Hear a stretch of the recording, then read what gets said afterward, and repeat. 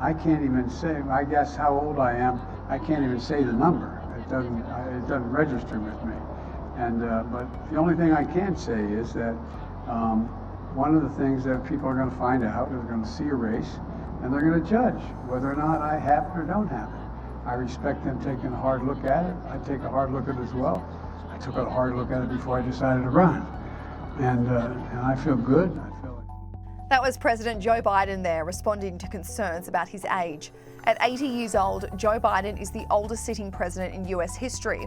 And now that he's announced he's running for a second term, he would approach the 2024 election just a few weeks shy of 82 years old. If he won the election, he would finish his second term at 86 years old. This concern from Americans has plagued Joe Biden's announcement, as there was speculation he wouldn't even be able to run. So after the president finally announced his decision to throw his hat in the ring again, reporters questioned him on his age. He responded, "I can't even say it. I guess how old I am. I can't even say the number. It doesn't register with me." While he also acknowledged that it was fair for voters to judge whether or not he has what it takes, claiming they will take a hard look at it. The president claimed that he did take a look at his age before declaring whether he would run for 4 more years, but said he feels good and is excited about the future. But this concern around an 82-year-old president seems to be sticking with voters. A recent NBC News poll revealed just 26% of Americans believe the president should run for re-election, while 70% believe he should not.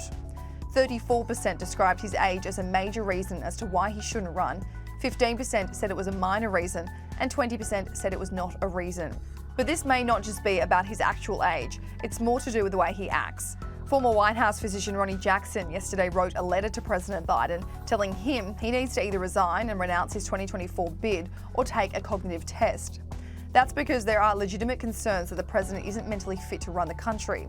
In Ronnie Jackson's words, "Those concerns have only increased because your mental decline and forgetfulness have become so apparent since you were elected. Over the past 2 years, public appearances where you shuffle your feet, trip when you walk, slur your words, forget names, lose your train of thought, and appear momentarily confused have become more of a common occurrence." According to Congressman Jackson, this is so common that if you search Biden gaffes online, over 14 million results appear.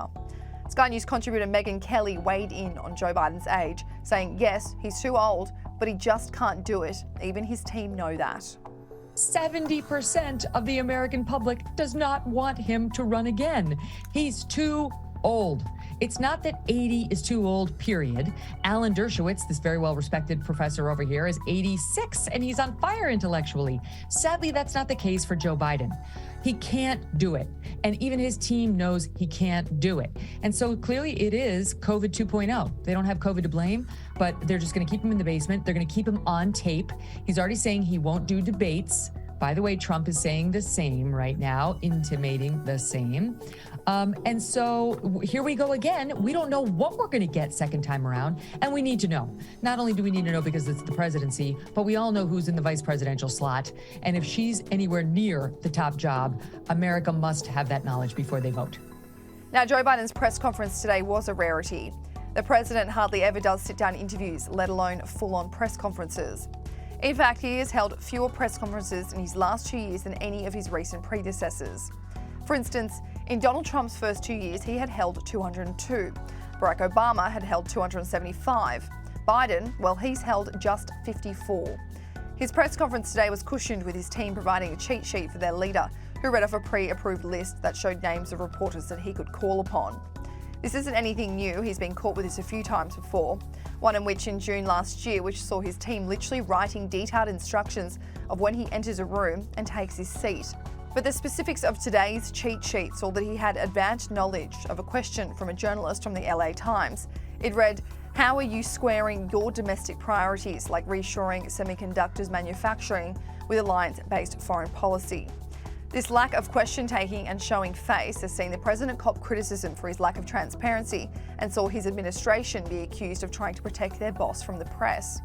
This is something veteran correspondent John Decker probed the press secretary on a few weeks ago. And the lack of press conference that we see in general from this White House. I represent a news organization that owns 113 television stations, and a question that I'm often asked, and I don't know the answer to, so I'll ask you that question. Is the administration trying to protect the president from our questions? Please answer Absolutely that question. not. Absolutely not. Even with Joe Biden's official 2024 announcement, he didn't do it in a big rally. No live crowd, no excitement. He announced the fact that he was running again for the White House through a pre-recorded video. His re-announcement speech is the way I announced that Strudwick tore off his dog collar post-castration. It was a little homemade video put out on like Insta. What's happening? There was nothing about his agenda, which is very interesting. He's clearly not proud to tout it. And there was no live crowd. He wasn't able, obviously, to do it live in front of even a smattering of crowds and applause. Never mind, 10,000, which is what you want there, rallying you. Yes, go, go, like Barack Obama style. No, it was barely an effort to appease the people who wondered whether he was running or not.